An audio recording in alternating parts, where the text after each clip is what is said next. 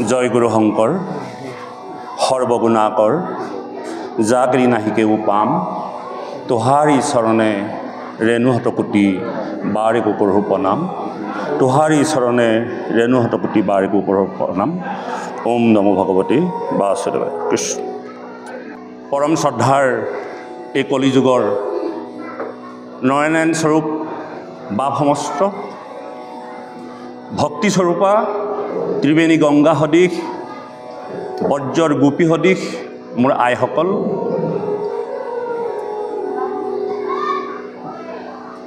দিব্য আত্মাধাৰী ভগৱন্ত প্ৰভু গোবিন্দৰ বজ্ৰ গোপ সদৃশ নিত্য সংগ দিয়া যুৱক যুৱতীসকল, কণ কণ শিশুসকল, বিভিন্ন প্ৰান্তৰ পৰা অহা জ্ঞানী গুণী লগতে গুৰুসকল, বৈষ্ণৱসকল, ভকতসকল জয় জয়তে সবাৰ চৰণত আমাৰ তৰফৰ পৰা সেৱা আগবঢ়োৱা হৈছে। আমাক আমন্ত্ৰণ কৰিলে। ইয়াৰ আগতেও আমি এই অনুষ্ঠানত ভাগৱত ব্যাখ্যা কৰি যোৱা হৈছিল। কি পালে কি নাপালে আমি নাজানো, কিন্তু পুনৰ আপোনাসৱে আমাক পুনৰ এই স্থানলৈ আমন্ত্ৰণ জনালে। আমি পৰম সৌভাগ্যৱান বুলি অনুমান হৈছে, যিহেতুকে ভগৱন্তৰ নিৰ্দেশক্ৰমে আমি পুনৰ সাধুৰ সংগত আহি উপস্থিত হলোহি। উপৰোক্ত যিসকল ভাগৱত বক্তা শ্ৰদ্ধেয়, তেওঁলোকে আপোনাসৱক আজি 2টা দিন ধৰি ভাগৱতৰ অমৃত প্ৰদান কৰি আছে। নিশ্চয় আপোনাসৱ সন্তোষিত হৈ আছে। আমি মুখমণ্ডল দেখিলে গম পাওঁ আপোনালোকে এখন এখন সুন্দৰ আনন্দৰ মন লৈ ইয়াত বহি আছে। আৰু আমি অসমৰ বিভিন্ন স্থানত ভাগৱত ব্যাখ্যা কৰিবলৈ দেখোঁ যে যি হুলস্থুলীয়া পৰিৱেশ, তাৰ ব্যতিক্ৰম ইমানখিনি বাপ বৈষ্ণৱ, যুৱক যুৱতীসকল, আইসকল নীৰৱতা ৰক্ষা কৰি ভগৱন্তৰ অমৃতময় বাণী শ্ৰৱণ কীৰ্তন কৰিছে। প্ৰকৃতাৰ্থত কলিযুগত আপোনাসৱে একোজন ভক্তিৰ আঁত ধৰা, ভক্তিৰ পথটো আগুৱাই লৈ যোৱা একোজন পৰম প্ৰবৃত আত্মাধাৰী দেহধাৰী কলিযুগৰ নৰনাৰায়ণ স্বৰূপ আৰু ভক্তিস্বৰূপা গোপী সদৃশ আইসকল। আমি এটা কথা ভাবিছোঁ, আমি উদ্যোক্তাসকলৰ লগত এই কথাটো পাতিছিলোঁ। যিহেতুকে যোৱাকালিৰ পৰা মহাভাগৱত একাদশ স্কন্ধৰ পৰা আৰম্ভ হৈ আছে বুলি আমাক জনালে। আপোনালোকে নিশ্চয় উপলব্ধি কৰিলে যে নিমিনৱ সংবাদেৰে ভাগৱতৰ একাদশ স্কন্ধ আৰম্ভ হৈছে। কৃষ্ণ উদ্ধৱ সংবাদ তাত সন্নিৱিষ্ট হৈছে। সেইখিনি কথা আপোনাসৱে নিশ্চয় শ্ৰৱণ কীৰ্তন কৰিলে। ভাগৱতৰ 10টা লক্ষণৰ ভিতৰত একাদশ স্কন্ধ নিৰোধ আৰু দ্বাদশ স্কন্ধ মুক্তি। আপোনালোকে আহি মুক্তিৰ যিটো গতি তাত আহি উপস্থিত হৈছেই, নহয়নে বাৰু বাপসকল? এতিয়া আমি এটা কথা ভাবিছোঁ, ভাগৱত আমি শ্ৰৱণ কৰোঁ, পাঠ কৰোঁ, কীৰ্তন কৰোঁ, বিভিন্নজন ভাগৱত বক্তাই ভাগৱতৰ কথা কৈ যায়, শ্ৰৱণ কৰোঁ। আজি আমি এটা কথা ভাবিছোঁ যে ভাগৱতত পৰীক্ষিতক নিৰ্গুণবাদী শ্ৰী শুকদেৱে ভাগৱত কোৱাৰ পাছত যে পৰীক্ষিতৰ কি ব্যৱস্থা হ'ল, নহয়নে বাৰু? আমাক এটা সিদ্ধান্ত লাগে। সদায় আমি ভাগৱত আধাখনীয়াকৈ শুনি থাকোঁ, তাৰ সিদ্ধান্তবিলাক কি হৈছেগৈ? পৰীক্ষিতৰ দৰে আপোনাসৱকো বা আমাকো ভাগৱত শ্ৰৱণ কৰিবলৈ কৈছে, জীৱৰ গতি হ'ব, মুক্তি হ'ব। যদিও বেদৰ 3টা মাৰ্গৰ কথা কৈছে, জ্ঞান, কৰ্ম মাৰ্গ, ভক্তি মাৰ্গেৰে গ'লে অতি সোনকালে ঈশ্বৰ প্ৰাপ্তি হয়, এই কথাখিনি আমাক ভাগৱতে কৈছে বা আপোনাসৱেও জানে। কিন্তু এই যে পৰীক্ষিতে 7 দিন 7 ৰাতি নিৰ্গুণবাদী শ্ৰী শুকদেৱৰ শ্ৰীমুখৰ দ্বাৰা ভাগৱত শ্ৰৱণ কৰিলে, তাৰ ফল কি হ'ল? সেয়েহে ইয়াৰ পাছত আছে যুগ ধৰ্ম পৰমাৰ্থ কথন, অৰ্থাৎ যুগ ধৰ্মত কলিযুগত ৰাম নাম শ্ৰেষ্ঠ, ত্ৰেতা যুগত যজ্ঞ, দাপৰত পূজা, সত্যযুগত ধ্যান এনেধৰণে 4টা যুগৰ কথন ইয়াত ক'ব পৰমাৰ্থিকভাৱে। গতিকে এইখিনি আপোনাসবক কৈয়ে থকা হয় বা জানে যুগ ধৰ্ম সম্পৰ্কে। গতিকে আমি ইয়াৰ পাছলৈ যিটো পৰীক্ষিতৰ ব্ৰহ্মজ্ঞান, পৰীক্ষিতে কেনেকৈ জ্ঞান উপজিলে, কালিৰ পৰা আপোনালোকেও একোজন পৰীক্ষিত নহয়নে বাৰু বাপ? পৰীক্ষিতৰ আসনত বহি আপোনালোকেও ভাগৱত শ্ৰৱণ কৰি থাকিলে, কিন্তু কালিৰ পৰা ভাগৱত শ্ৰৱণ কৰি আপোনালোকক যদি আজি আমি সুধোঁ বোলে বাপসকল যে আপোনালোকক যদি আমি প্ৰশ্ন কৰোঁ, যিটো নিৰ্গুণবাদী শুকদেৱে পৰীক্ষিতক প্ৰশ্ন কৰিছিল যে হে ৰাজন, তোমাক যে মই ভাগৱত ক'লোঁ এই 7 দিন, যে তোমাৰ কি উপলব্ধি হ'ল? তুমি ভাগৱত বুজি পালানে নে বুজি নাই পোৱা? যদি বুজি পাইছা তেন্তে কোৱাচোন কি বুজি পালা, আৰু যদি পোৱা নাই তেন্তে মই পুনৰ আকৌ ভাগৱত ক'ম, নহয়নে বাৰু বাপসকল? আমাৰো আজি তেনেকুৱাই নহয় জানো? আমি কালিৰ পৰা ভাগৱত আচলতে বুজি পালোঁনে? ভাগৱতে আমাক ক্ৰিয়া কৰিলেনে? যদি আমি ভাগৱত বুজা নাই তেন্তে কিয় বুজা নাই? এনেকুৱা ধৰণৰ কথাখিনি আজি আমি আপোনালোকক অৱগত কৰিম বুলি আমি ভগৱন্তৰ চৰণ লক্ষ্য কৰি ভাবিছোঁ, যিহেতুকে আজি সামৰণি অনুষ্ঠান নহয়নে বাৰু? আমি অকণমান আগুৱাই গৈ পৰীক্ষিতৰ ব্ৰহ্মজ্ঞানতে কথাখিনি পাতিম, আৰু ইয়াৰ কথাখিনিও তালৈকে আমি টানি লৈ যাম। যিখিনি কথা আগত আছে যুগ ধৰ্ম কথন, তাৰ পাছত আছে আপোনাৰ ব্ৰহ্মোপদেশ, এইখিনি একেলগতে সাঙুৰ খাই থাকিব। পৰীক্ষিতৰ ব্ৰহ্মজ্ঞান 8ম অধ্যায় 2 পৰা আমি আৰম্ভ কৰিম। তেতিয়া নিশ্চয় আমি গোটেই কথাখিনি এই 2টা চেপ্টাৰত যিমানখিনি কথা থাকিব এইখিনি কথা আমি ইয়ালৈ টানি লৈ গুচি আহিম। আৰু ইয়াত আপোনালোকে এটা সিদ্ধান্ত পাব আজি, এটা সুন্দৰ পাঠ, যে পৰীক্ষিতৰ ব্ৰহ্মজ্ঞান কেনেকৈ উপজিল, আৰু পৰীক্ষিতেনো 7 দিন 7 ৰাতি ভাগৱত শুনি কি উপলব্ধি হ'ল। আমাৰো সেইটোৱে প্ৰশ্ন। ভাগৱত শুনিয়ে থাকোঁ, অসমৰ ইমূৰৰ পৰা সিমূৰলৈকে বিভিন্ন বক্তাই ভাগৱত কৈ থাকে, শুনো, ভোজ ভাত খাওঁ, গুচি যাওঁ, কিন্তু দেখা যায় একেই ব্যৱস্থা, একেই নীতি নিয়ম আৰু একেধৰণে আছোঁ। এই কথাখিনিকে সামৰি আপোনালোকৰ আগত আজি আমি অৱগত কৰিম। মোৰ পৰম শ্ৰদ্ধাৰ দুলুমণি বৰা নহয় জানো আই? দুলুমণি আইগৰাকী আছে, তেখেত জ্যেষ্ঠ বক্তা। তেখেতলোকৰ আগত আমি ভাগৱত ক'বলৈ অকণমান সংকোচবোধে কৰোঁ। আমি সমৈক্য সাধাৰণ যিখিনিকে বুজিছোঁ ভকত বৈষ্ণৱৰ পৰা, সাধুসকলৰ পৰা, সেইখিনিকে অৱগত কৰিম। আপোনালোকৰ দাসৰো দাস, টানৰ দাস বুলি গণ্য কৰিব, নিজৰ ল'ৰা বুলি। যদি কিবাখিনি কৈ যাওঁতে দম্ভ অহংকাৰ আহে, আগপিছ হয়, আপোনালোকে আঁত ধৰি আমাক ক'ব পাৰিব। যিহেতুকে ভাগৱত কথা ব্ৰহ্মাই 4খন মুখেও কৈ শেষ কৰিব নোৱাৰে। আপোনাৰ মোৰ নিচিনা এই নিমিত্ৰ মাত্ৰ ক্ষুদ্ৰ এটি প্ৰাণীয়ে এনেহেন পৰম পবিত্ৰ অমৃতময় কথন ক'বলৈ যোৱাটো নিচেই সাধ্য নহয়। তথাপিতো গুৰু ভকতৰ আজ্ঞা শিৰে লৈ আমি আৰম্ভ কৰিব বিচাৰিছোঁ। 8ম অধ্যায় 2 আমি অকণমান আগবঢ়াইছোঁ। হে ৰাম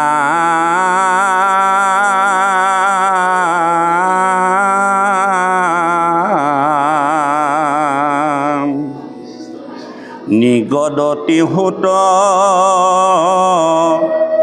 শুনিও নক, যেন কথা ভৈল পাছে এতে কবচন বুলি ব্যাসহুত মৌন হুয়া যেবে আছে।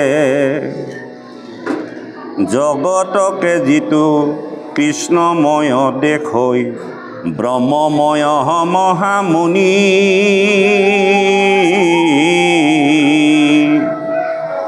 বৈকুণ্ঠৰ শাস্ত্ৰ মহাভাগৱত তাহানে মুখত শুনি। এ ৰাম হৰিৰ মনৰ মল দূৰ ভৈল, গুচিল মোহ আন্ধাৰ। পৰম ঈশ্বৰ প্ৰকাশ ভৈলন্ত, হিয়াত আহি ৰাজাৰ। ধৰিব পাৰিছেনে কথাটো? নিৰ্গুণবাদী শুকদেৱে 7 দিন ভাগৱত কোৱাৰ পাছত পৰীক্ষিত ৰাজনক সুধিছে, হে ৰাজন, এই যে মই তোমাক পৰম পবিত্ৰ ভগৱন্তৰ লীলাৰ সংযুক্ত হৈ থকা মহাভাগৱত যে তোমাক ক'লোঁ বা ভাগৱত ধৰ্ম যে তোমাক প্ৰকাশ কৰিলোঁ, তোমাৰ উপলব্ধি কি হ'ল? কি বুজিলা তুমি? নিগদতি সুত শুনিও শৌনক যেন কথা ভৈলপ আছে, এতেক বচন বুলি ব্যাস সুত মৌন হুয়া যেবে আছে। এই কথাখিনি আপোনালোকে নিশ্চয় থিয়েটাৰ চাইছে। এটা ষ্টেজত যেতিয়া এখন নাটক হৈ থাকে, সেই নাটকখনৰ কিছু অংশ দেখুৱাবৰ কাৰণে কাষতে আৰু এটা ষ্টেজ থাকে আৰু ফটক কেনেকৈ সেই ষ্টেজত তাৰ কাহিনীখিনি দেখুৱাই দিয়ে। ভাগৱত দুটা মাধ্যমেদি ইয়াত ব্যক্ত হৈ থাকে। এভাগ ব্যক্ত হৈ থাকে, নিৰ্গুণবাদী শুকদেৱে পৰীক্ষিতক কৈ আছে, আৰু এই কথাখিনিকে শুকদেৱে শৌনককে প্ৰমুখ্য কৰি নমীক্ষা অৰণ্যত এই কথাখিনি আকৌ কৈ আছে। সেই সময়ত পৰীক্ষিত ৰাজনে অভিশপ্ত হৈ নিৰ্গুণবাদী শুকদেৱৰ পৰা ভগৱন্তৰ লীলা কথন শ্ৰৱণ কৰি গতিপ্ৰাপ্ত হোৱা এই ব্যৱস্থাটো সুতৰ পদ্মমুখৰ দ্বাৰা শৌনককে প্ৰমুখ্য কৰি তেওঁলোকে পুনৰ আকৌ শ্ৰৱণ কৰিছে। এতিয়া সেই শৌনক মুনিক বা শৌনকে সুধিছে বা শৌনককে প্ৰমুখ্য কৰি সমস্ত ঋষিসকলে সুধিছে যে সেই সময়ত পৰীক্ষিতক যে নিৰ্গুণবাদী শুকদেৱে প্ৰশ্ন কৰিছিল যে তুমি ভাগৱত শুনাৰ পাছত তোমাৰ কি উপলব্ধি হ'ল, এই কথাখিনি আমাক কোৱাচোন। নিগদতি সুত শুনিও শৌনক যেন কথা ভৈলপ আছে, এতেক বচন বুলি ব্যাস সুত মৌন হুয়া যেবে আছে। পাছৰ লাইনটোত এই কথাটো কৈছে, নিৰ্গুণবাদী শুকদেৱৰ কথাখিনি সুত মহামুনিয়ে শৌনকক কৈছে যে সেই সময়ত ব্যাসৰ নন্দন মানে শুক, যে শুকে যেতিয়া পৰীক্ষিতক সেই প্ৰশ্নটো সুধিছিল, সোধাৰ পাছত নিৰ্গুণবাদী শুকদেৱ মৌন হৈ আছিল। যেতিয়া আপোনালোকে দেখিছে, আমি স্কুলত শিক্ষকসকলে ছাত্ৰসকলক যদি কিবা প্ৰশ্ন সোধে, প্ৰশ্নটোৰ উত্তৰ নহালৈকে শিক্ষকজন মৌন হৈ থাকে, যে কি প্ৰশ্নৰ উত্তৰ আহিব পাৰে, প্ৰশ্নটোৰ উত্তৰ কি আহিব পাৰে।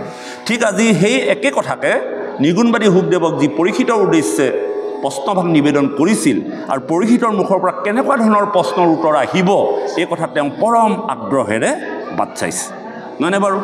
আমিও বাট চাইছোঁ। আপোনালোকৰ আজি দুদিনকৈ ভাগৱত শ্ৰৱণ কৰি কেনেকুৱা উপলব্ধি হ'ল, কি বুজি পালে, নহয়নে বাৰু? যে কি নহওক, পাঠৰ লগত সামঞ্জস্য ৰাখি আপোনালোকৰ লগত মিল হৈছেনে নাই, এই কথাখিনি আপোনালোকে উপলব্ধি কৰি গৈ থাকিব।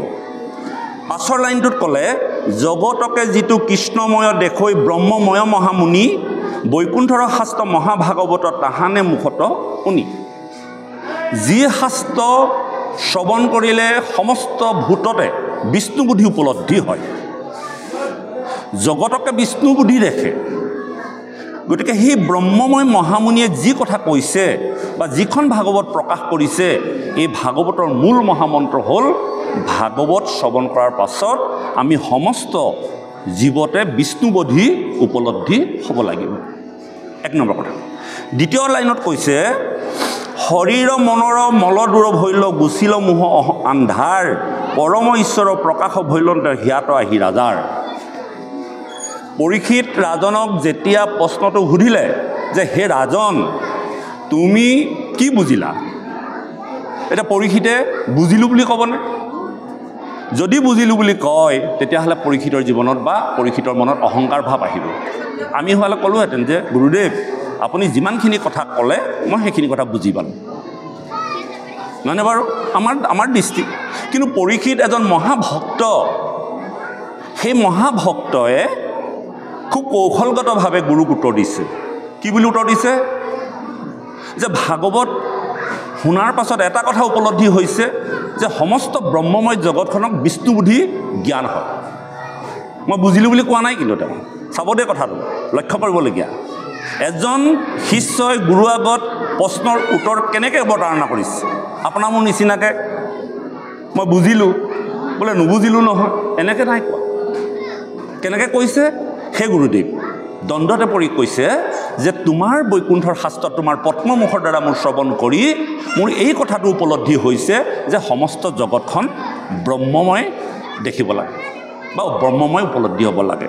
পাছৰ কথাটোত কি কৈছে, শৰীৰ মনৰ মল দূৰ ভৈল গুচিল মোহ আন্ধাৰ।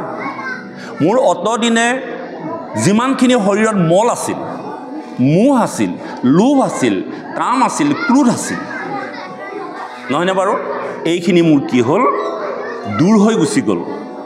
মোৰ শৰীৰত থকা যিখিনি আন্ধাৰ, যিটো আন্ধাৰৰ কাৰণে আমি জগতখনত যিটো উপলব্ধি কৰিব লাগে, যিটো দেখিব লাগে তাকে নেদেখোঁ।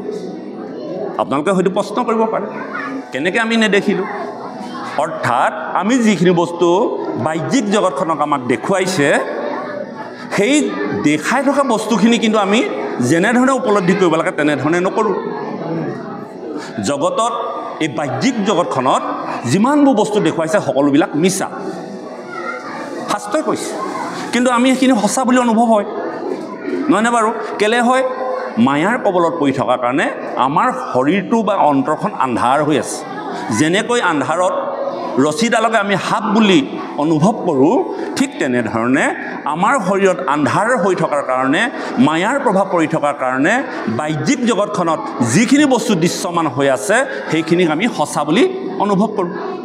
সেই কথাটোকে কৃপালু মাধৱ মহাপুৰুষে ঘোষাত লিখিছে, অবস্তুক দেখাই বস্তুক আৱৰি এহিহে মোহৰ মায়া জানা নিশ্চিত কৰি। এতিয়া পৰীক্ষিতৰ সেই কথাটো আছিলে, পৰীক্ষিতৰ সেই ভাৱটো আছিলে, যেতিয়া শমিক মুনিৰ অভিশাপত তেওঁ শাপগ্ৰস্ত হ'ল, শাপগ্ৰস্ত হৈ তেওঁ ৰাজ্য ধন মায়ামোহ আগুৰি ধৰিলে আৰু লগে লগে তেওঁ উপলব্ধি হ'ল। কেলৈ উপলব্ধি হ'ল? যিহেতুকে পৰীক্ষিতে গৰ্ভতেই বিষ্ণুক দৰ্শন হৈছিল। আপোনাৰ মোৰ মনলৈ এটা সদ্ভাৱনা অহাটো এটা ডাঙৰ কথা। ভগৱন্তৰ কৃপাৰ অবিহনে মানুহে উপলব্ধি কৰিব পৰা, চিন্তা কৰিব পৰা, বিবেক কৰিব পৰা এই কথাখিনি কিন্তু ভগৱন্তৰ কৃপা হ'ব লাগিব। যিহেতুকে পৰীক্ষিতৰ সৌভাগ্য আছিল, তেওঁ গৰ্ভতেই বিষ্ণুক দৰ্শন কৰি থৈছিল, আৰু দৰ্শন কৰি থোৱাৰ কাৰণে তেওঁ অভিশপ্ত হৈও তেওঁ কি হৈছিল, উপলব্ধি হৈছিল যে মই এতিয়া কি কৰা উচিত, অৰ্থাৎ মৃত্যুমুখী লোকৰ কি কৰা উচিত। আমাৰ আইসকলে বন্তি জ্বলোৱাটো ভাল কথা ভগৱন্তৰ চৰণত, নহয় জানো বাৰু? বন্তি গছিৰ লগতে ভক্তিযুক্ত কৰক, তেতিয়াহে বন্তি গছি কামত আহিব। যে বন্তি গছি জ্বলাওঁতে যদি আপোনালোকে প্ৰত্যেকেৰে ভাগৱতৰ কথাখিনি অৱজ্ঞা কৰি নিজৰ নিজৰ কথাত ব্যস্ত হৈ থাকে, তেন্তে বাকী আমাৰ বা বৈষ্ণৱে ভাগৱত একান্ত মনে শ্ৰৱণ কৰাত বাধা আহিব, আৰু এই বাধাই আপোনালোককো ক্ৰিয়া কৰিব, নহয়নে বাপসকল? নিৰলে আমি ঈশ্বৰ সাধনা কৰিব লাগে। বন্তি গছি জ্বলাবলৈ আহোঁতে যদি হাজাৰটা গ্ৰাম্য কথা পাতোঁ, তেতিয়া সেই বন্তি গছো ভগৱন্তৰ চৰণত অৰ্পণ নহয়। ভগৱন্তৰ কথা শ্ৰৱণ কৰক আৰু বন্তি গছো আগবঢ়াওক। মই আগতেও কৈছোঁ যে আমি গোটেই জীৱনটো এনেধৰণেই পাৰ কৰি আছোঁ। যেতিয়ালৈকে আমি, যদিও আজি অসমৰ ইমূৰৰ পৰা সিমূৰলৈকে ভাগৱত শ্ৰৱণ কীৰ্তন বা ভাগৱত অনুষ্ঠান হৈ আছে, ফলস্বৰূপে আমি তাৰ পৰা যেনেধৰণে ফলৱতী হ'ব লাগিছিল তেনেধৰণে কিন্তু হ'ব পৰা নাই। নোৱাৰাৰ মূল কাৰণ, আমি ভাগৱত এটা অনুষ্ঠান বুলি ভাবিছোঁ, ভাগৱত এটা অনুষ্ঠান আনক দেখি পাতিব লাগে বুলি ভাবিছোঁ, আৰু আহি আমি ভোজ ভাত খাই এটা সময় পাৰ কৰি গুচি যাওঁ। গতিকে আমি কোনোদিনেই আমাৰ ভাগৱতৰ পৰা আমাৰ পৰিয়াল বা জীৱনত আমি আনুষ্ঠানিক কৰিব পৰা নাযায়। মই অনুৰোধ জনাম, সেৱা জনাম, যিকণ সময় আপোনাসৱে আমাক দিছে, এইকণ সময় আপোনাসৱৰ লগত হৃদয়ৰ যদি আদান প্ৰদান নহয়, ভাৱৰ যদি আদান প্ৰদান নহয়, তেন্তে আমি অহা কষ্ট কোনো বিফলে গ'ল, আৰু আপোনালোকেও এই যে ধৈৰ্য ধৰি কঁকাল বিষুৱাই যে বহি আছে, সেইকণ সময়ো আপোনালোকৰ অযথা যাব। এইখিনি কিন্তু আমি আপোনাসৱৰ চৰণত আমি খুব শ্ৰদ্ধাৰে সেৱা জনাইছোঁ। যিকণ সময় দিছে, আমি যি আমাৰ সামৰ্থ্য অনুসৰি আপোনাসৱক ঈশ্বৰৰ কথা ক'বলৈ আগবাঢ়িছোঁ, আপোনাসৱে সহায় কৰিলেহে আমিও আগবাঢ়িব পাৰিম। কৃষ্ণ। গতিকে পৰীক্ষিতে এতিয়া কেনেধৰণে উত্তৰবিলাক দিছে যে মই ভাগৱত শুনাৰ পাছত মোৰ প্ৰথম কথা হ'ল মোৰ ব্ৰহ্মবুদ্ধি বা ব্ৰহ্মবোধ উপলব্ধি হৈছে গোটেই জগতখনত। দ্বিতীয়তে শৰীৰৰ মনৰ যিবিলাক মল আছিল মলবিলাক দূৰ হৈ গৈছে। তৃতীয়তে মোৰ শৰীৰত যিটো আন্ধাৰৰ প্ৰভাৱ পৰি আছিল সেই আন্ধাৰ গুচি গৈছে। তাৰপাছত কি কৈছে? পৰম ঈশ্বৰৰ প্ৰকাশে ভৈলন্ত হিয়াত আহি ৰাজা, আৰু ৰাজাৰ হিয়াত আহি ভগৱন্ত নিবাস হৈ গ'ল। এতিয়া আপোনাৰ মোৰ হিয়াত ভগৱন্ত আহি বহিলেনে নাই বহা? যদি ভাবিব ইয়াত কৈ থকা ভাগৱতৰ কথাখিনি যদি একান্তভাৱে শ্ৰৱণ কৰিছে, হৃদয়ংগম হৈছে, অনুভৱ কৰিছে, তেন্তে জানক আপোনাৰবৰ হৃদয়ত ভগৱন্তই আহি খন্তেকৰ কাৰণে হ'লেও বহিছে। ইয়াৰ এটা শাস্ত্ৰৰ মাত এটা আছে, আমাৰ শ্ৰোতা 3 প্ৰকাৰ। আপোনালোকে কোনটো প্ৰকাৰত আছে উপলব্ধি কৰিবচোন। প্ৰথম শ্ৰোতাজন কি বুলি কৈছে? অধম। দ্বিতীয়জন মধ্যম আৰু তৃতীয়জন উত্তম। কৃষ্ণ কথা শ্ৰৱণত নাথাকে মনত, অধম শ্ৰৱণ ইটো কহিলো সম্পত। কথা শুনো মনত নাথাকে, ক'লে ক'লে আৰু নহয়নে বাপ? এইজন শ্ৰোতাক অধম শ্ৰোতা বুলি কৈছে।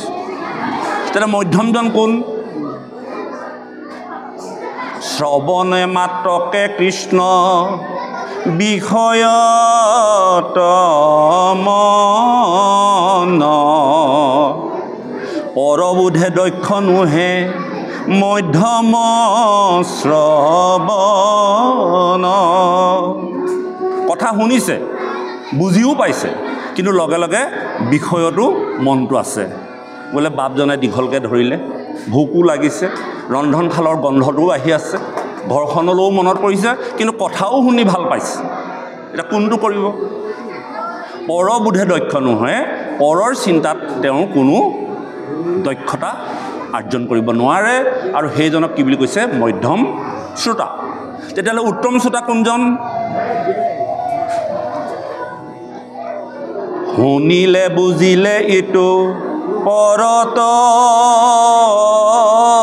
কহিত, উত্তম শ্ৰৱণ ইটো জানিবা নিষ্ঠত।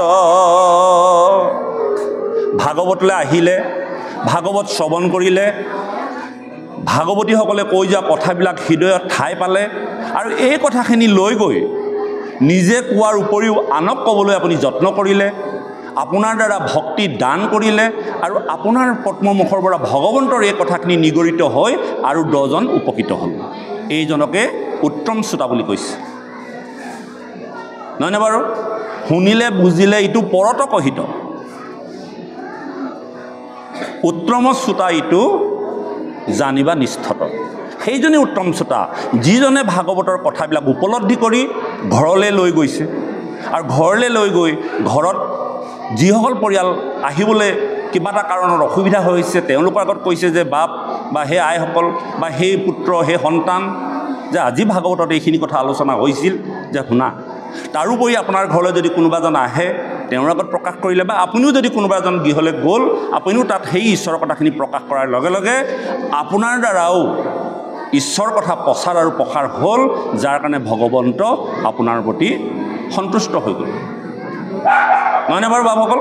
গতিকে এনেধৰণৰ কথাখিনি শ্ৰৱণ কৰাৰ লগে লগে পৰীক্ষিত ৰাজনে ইমান সুন্দৰকৈ শ্ৰৱণ কৰিলে, লগে লগে তেওঁ মনৰ মল দূৰ হ'ল, আন্ধাৰ গুচিল, আৰু ভগৱন্তই আহি শৰীৰত প্ৰৱেশ কৰিলে। নাৰদৰ কৃষ্ণ দৰ্শন বুলি আপোনালোকে পাঠ এটা পাইছে, নহয়নে বাৰু? কীৰ্তনত আছে। তাত কি কৈছে? দেৱৰ্ষি নাৰদে যেতিয়া দ্বাৰকালৈ গৈছিল, দ্বাৰকাৰ সমৃদ্ধি দেখি তেওঁ বিস্ময় হৈছিল, আৰু বিস্ময় হোৱাৰ লগে লগে ভগৱন্ত পুৰুষক সুধিছিল যে যিটো গৃহলৈকে যায় ভগৱন্ত ক'ৰবাত স্নান কৰি আছে, ক'ৰবাত ভোজন কৰি আছে, ক'ৰবাত লীলা কৰি আছে, নহয়নে বাৰু? আৰু দেখি দেখি তেওঁ ভাবিলে যে প্ৰকৃততে ভগৱান থাকে ক'ত, ক'ত থাকেনো? আৰু ভগৱন্তক আহি অনুনয় বিনুনয় কৰি সুধিলে, হে প্ৰভু, তুমি প্ৰকৃততে থাকা ক'ত? তেতিয়া ভগৱন্ত পুৰুষে কৰিছিলে নাৰদক কি বুলি কৈছে?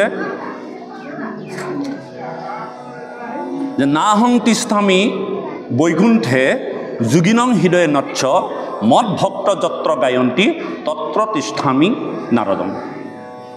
অৰ্থাৎ যিসকল ভকত বৈষ্ণৱে মোৰ গুণানুকীৰ্তন কৰে, যি স্থানত একত্ৰ হৈ সেই স্থানতে মই বৈকুণ্ঠকো পৰিহৰি যোগীৰো হৃদয় এৰি থাকোঁ হৰি সাক্ষাতে তথাপ।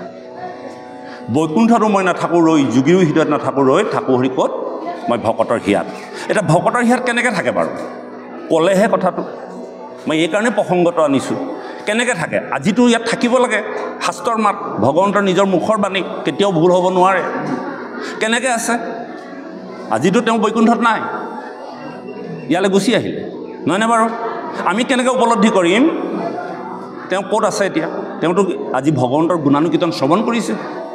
তেওঁ আহি যিজন শ্ৰোতাই একান্তভাৱে ঈশ্বৰক ধ্যান কৰি ঈশ্বৰক অমৃতময় বাণী শ্ৰৱণ কৰিছে, সেই হৃদয়খনকে তেওঁ বাছি লৈছে, আপোনালোকৰ হৃদয়ে হৃদয়ে বহি লৈছে।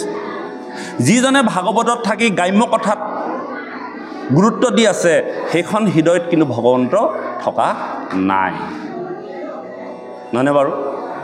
মোবাইলত চিমটো থাকিলেই নহ'ব নহয়, সেইটো ৰিচাৰ্জ হ'ব লাগিব, তেতিয়াহে এক্টিভ হ'ব, নহয় জানো? মোবাইলত প্ৰত্যেকৰ মোবাইলত চিম আছে, কিন্তু চিমটো ৰিচাৰ্জ হ'ব লাগিব, তেতিয়াহে ই সক্ৰিয় হ'ব। ঠিক তেনেকৈ আপোনালোকে হয়তো সুধিব পাৰে যে প্ৰত্যেকৰ হৃদয়ত তেওঁ ভগৱান বিৰাজমান, কিন্তু থাকিলেও তেওঁ কি হয়? সুপ্ত অৱস্থাত থাকে। এই যে ভাগৱত অনুষ্ঠানবিলাক আমি পাতিছোঁ, এই ভাগৱত অনুষ্ঠানবিলাকৰ লক্ষ্য আৰু উদ্দেশ্যটো আগত জানিব লাগিব। আপোনালোকৰ হৃদয়ে হৃদয়ে সকলো বস্তু আছে, যিখিনি দুষ্ট প্ৰকৃতি, লোভ মোহ কাম ক্ৰোধ দম্ভ দস্য পৰহিংসা পৰচৰ্চা পৰনিন্দা, এইবিলাকো আমাৰ হৃদয়ত আছে, প্ৰত্যেকৰ হৃদয়ত আছে। তাৰ সমান্তৰালভাৱে সত্য শৌচ ক্ষমা দয়া কৰুণা সেইখিনিও আছে, নহয়নে বাৰু? কৌৰৱ পাণ্ডৱৰ যুদ্ধ বুলি যদি কওঁ, দেহতে পাওঁ, তেতিয়াহ'লে কৌৰৱৰ শক্তিও আমাৰ লগত আছে, পাণ্ডৱৰ শক্তিটো আমাৰ লগতে আছে। এতিয়া আমাৰ ভাগৱত অনুষ্ঠানবোৰৰ লক্ষ্য আৰু উদ্দেশ্য হ'ল যে আপোনাৰ হৃদয়ত থকা সেই সৎ ভাৱনা সম্পন্ন বস্তুটো জগাই তোলা। হনুমানে নাজানে হনুমানৰ বীৰত্ব কিমান। যেতিয়া মহেন্দ্ৰ পৰ্বতত উঠি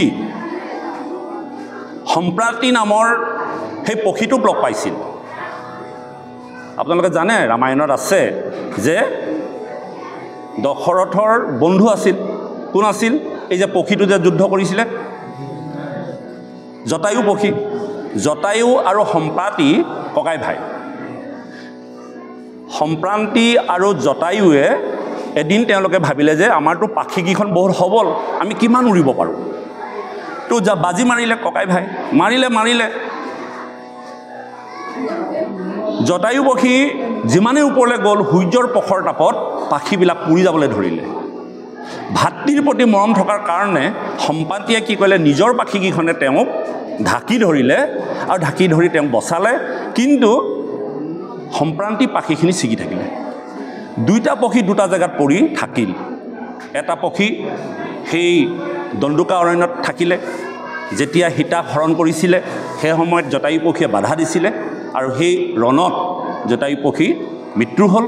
আৰু সম্প্ৰাতি মহেন্দ্ৰ পৰ্বতত পৰিলে। যেতিয়া সীতাক উদ্ধাৰ কৰিবৰ কাৰণে বানৰসকলক দায়িত্ব প্ৰদান কৰিলে, হনুমন্ত জাম্বন্ত সুগ্ৰীৱ যোৱা নাই, সুগ্ৰীৱে অৰ্ডাৰ দিছে বান্দৰসকল, তেওঁলোকে সেই মৈদানৱৰ নগৰেদি পাৰ হৈ সাগৰৰ পাৰ পালে, মহেন্দ্ৰ পৰ্বৰ অশ্বকোষৰ কাষত পৰিলে। আৰু সেই যে পক্ষীটো আছিলে সম্পাতি, তেওঁ পাখিকেইখন নাই, খোজকাঢ়ি ঘূৰি ফুৰে, বহুদিন খাবলৈ পোৱা নাই, বুঢ়া হৈছে। যেতিয়া মানুহৰ নিচিনা কাইকেইটা দেখিলে যে মোৰ খাদ্য গোট খাইছে, মই তেওঁলোকক খাবগৈ। খাবলৈ আহিলে, খাবলৈ আহোঁতে দেখিলে যে তোমালোকে কোন, আৰু তেওঁলোকে পৰিচয় দিলে এনেকুৱা তেনেকুৱা।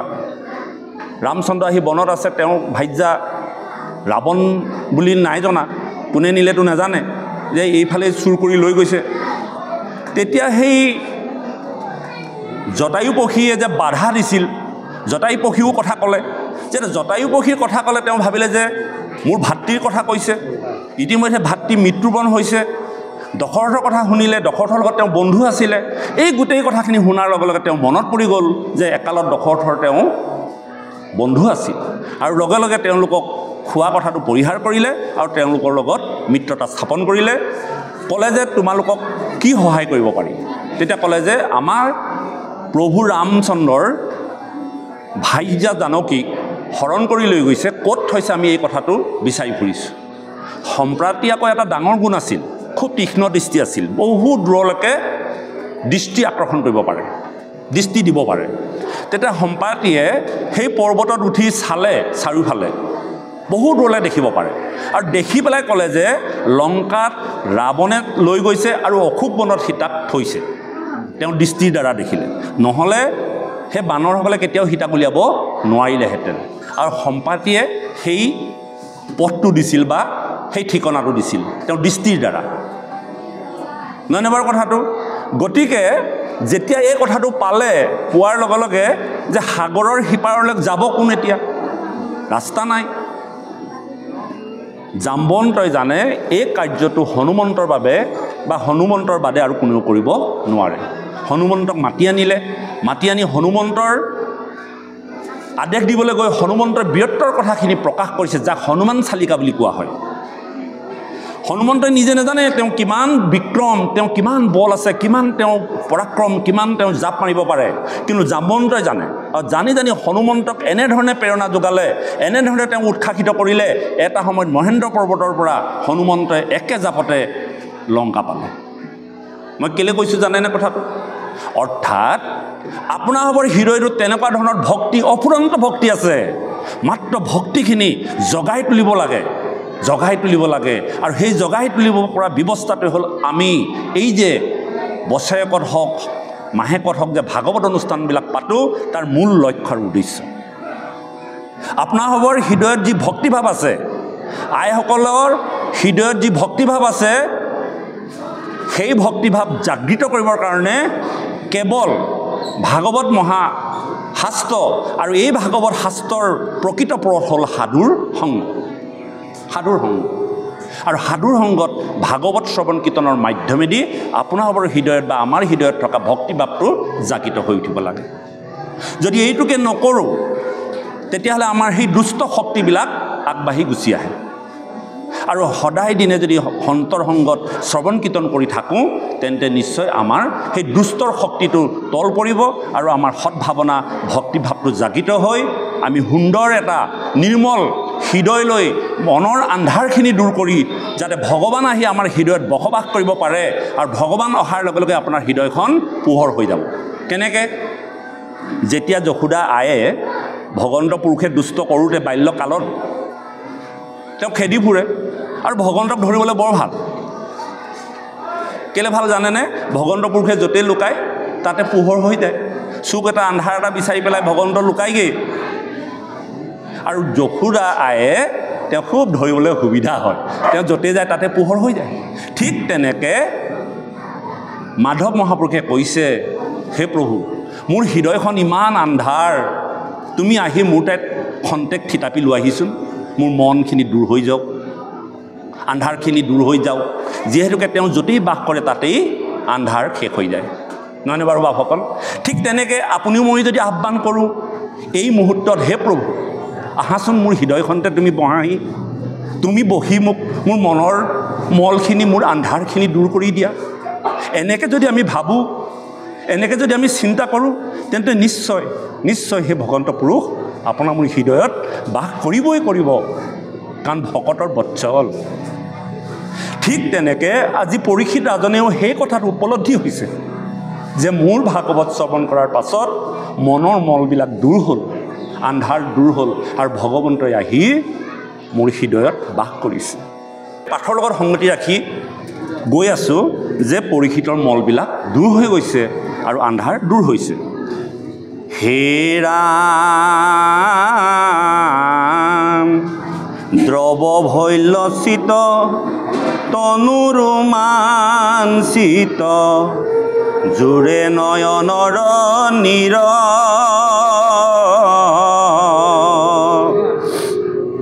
আনন্দে মগন ভৈ ভৈল কটুক্ষণ কৰিলন্ত চিত থিৰ। খুব সুন্দৰ কথা এটা কৈছে, আপোনালোকে লক্ষ্য কৰিব। দ্ৰৱ ভৈল চিত তনু ৰোমাঞ্চিত জোৰে নয়ন নৰ নীৰ। দ্ৰৱ, দ্ৰৱ মানে কি বাৰু?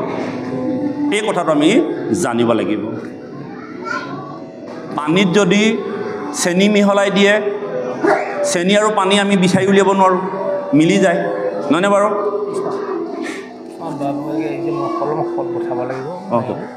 হ'ব, মই আগবঢ়াই আছোঁ।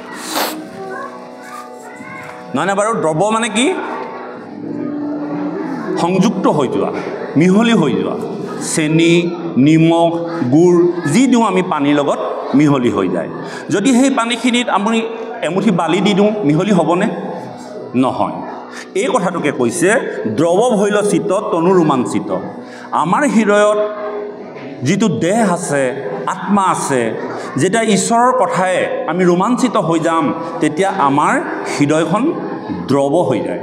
তাৰমানে চেনিখিনি যেনেকৈ পানীত মিহলি হৈ চেনি আৰু পানীৰ মাজত পাৰ্থক্য নথকা হৈ যায়, মাত্ৰ পানীখিনি খালে যেনেকৈ আমি অনুভৱ কৰিব পাৰোঁ যে তাত চেনি মিহলি হৈ আছে, ঠিক তেনেধৰণে পৰীক্ষিতৰ জীৱনত কি হৈ গ'ল? ঈশ্বৰৰ কথা শুনোতে শুনোতে আত্মাখন, হৃদয়খন দ্ৰৱ হৈ গ'ল, তনু ৰোমাঞ্চিত। তোমাৰ কথাৰে মই ৰোমাঞ্চিত হৈ মোৰ আত্মা, হৃদয় তোমাৰ লগত বিলীন হৈ গুচি গ'ল।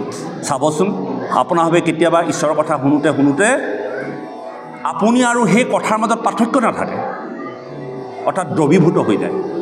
ঠিক তেনেকৈ কৈছে দ্ৰৱ ভৈল চিত তনু ৰোমাঞ্চিত জোৰে নয়নৰ নীৰ।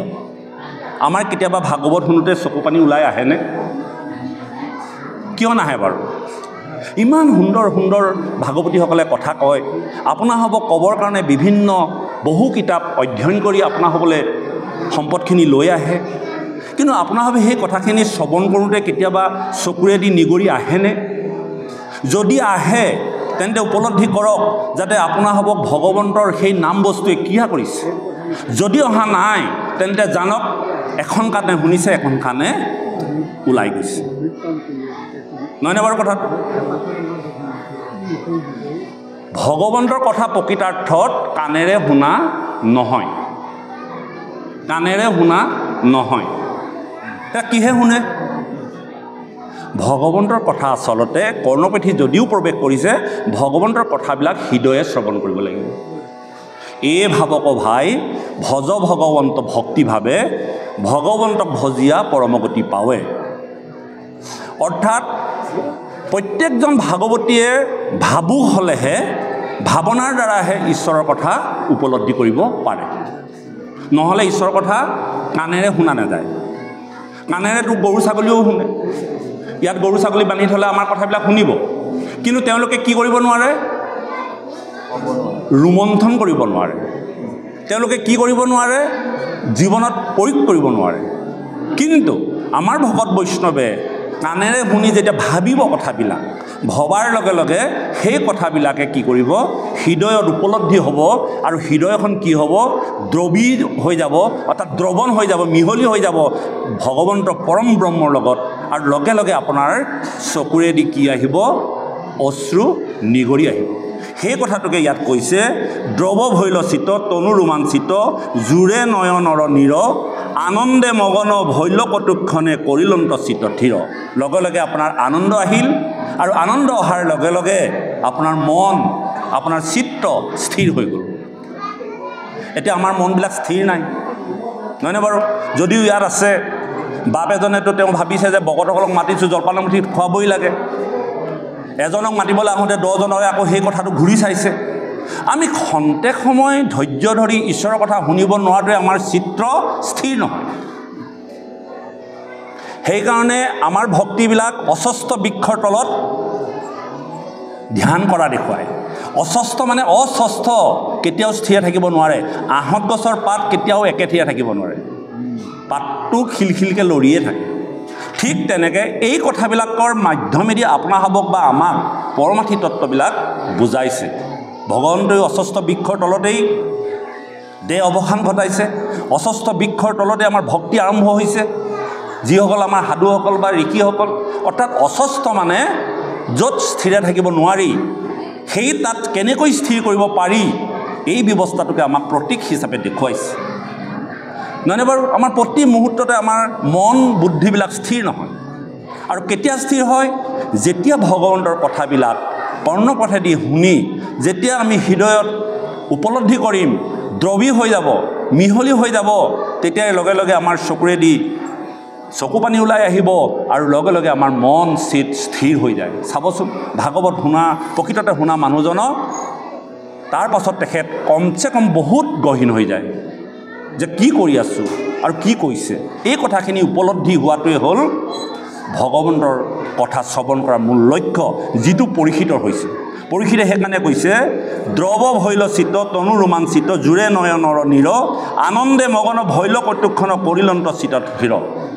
তেওঁ কিমান আনন্দকে আছে, সমস্ত জগতখনৰ বিষয় জঞ্জালৰ পৰা আঁতৰি আহি আনন্দত মগন হ'ল আৰু লগে লগে তেওঁৰ মন স্থিৰ হৈ গ'ল। হে ৰাম অৱনত মাথে উঠি নৰনাথে সম্পুষ্ট অঞ্জলি ধৰি হুকৰ চৰণ পদ্ম দুখানিক মাথা তলৈলা সাদৰি। এনেধৰণে কথাখিনি কৈ নিগুণবাদী গুৰুদেৱৰ চৰণত তেওঁ দণ্ডহতে পৰি গীতাঞ্জলি কৰি সেৱা ধৰিছিল। প্ৰশ্নটো কেনেকৈ উত্তৰ দিলে চাওকচোন, কিমান সুন্দৰভাৱে উত্তৰ দি গুৰুজনৰ দুখানি চৰণত দণ্ডতে পৰি কৈছে। কিমান তললৈ গুচি গ'ল ভাৱনাবিলাক। 7 দিন ভাগৱত শুনাৰ পাছত তেওঁৰ মনৰ মল দূৰ হ'ল, আন্ধাৰ গুচিল, ব্ৰহ্মময় দেখিলে, মন বিগলিত হৈ গ'ল, দ্ৰৱ স্থিৰ হৈ গ'ল। এই বুলি কৈ তেওঁ কি কৰিলে, গুৰুদেৱৰ দুখানি চৰণত দণ্ডতে পৰি প্ৰণাম কৰিলে। কিমানকেইটা কাম সাধন হ'ল। তেওঁ কৈ দিয়া নাই যে মই ভাগৱত বুজিলোঁ, মোক আৰু ভাগৱত ক'ব নালাগে। তেতিয়া ক'লে কি হ'লহেঁতেন, অহংকাৰ আহিলেহেঁতেন। যিসকলৰ মনত অহংকাৰ ভাৱ থাকে তেওঁলোকেহে পাৰোঁ, কৰিলোঁ, এনেকুৱা ধৰণৰ শব্দবিলাক ব্যৱহাৰ হয়।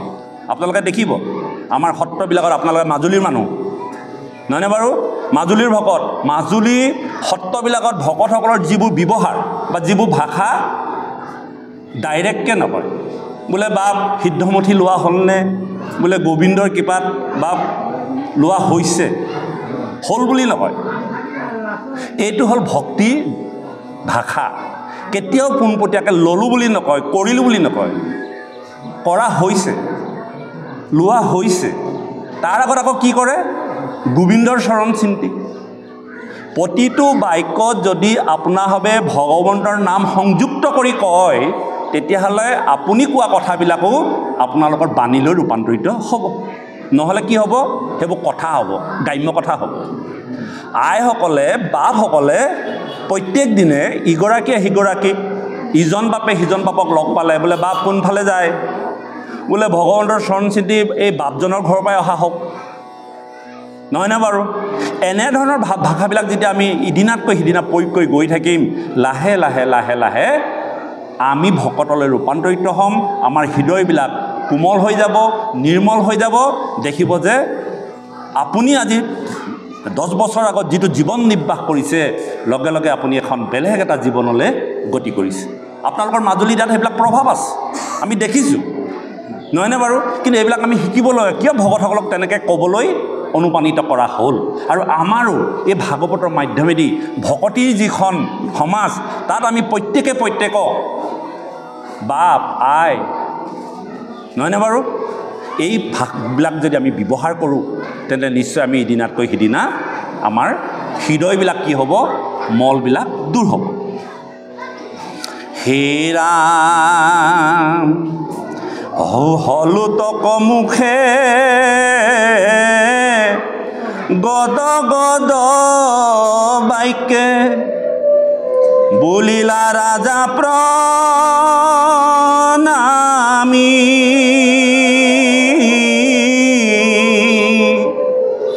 কহি পৰমাৰ্থ কৰিলা কৃতাৰ্থ তৰিলো আমি। চাব দেই, লক্ষ্য কৰিব, ভাগৱত আৰম্ভ হৈছে কিহেৰে? এটা শব্দ, মৰিলো, আৰু শেষত কি হৈছে? তৰিলো। দুটা শব্দ, মাত্ৰ ভাগৱত দুটা শব্দই আৰম্ভ হৈছে। এটা শব্দই আৰম্ভ হৈছে আৰু এটা শব্দই শেষ হৈছে।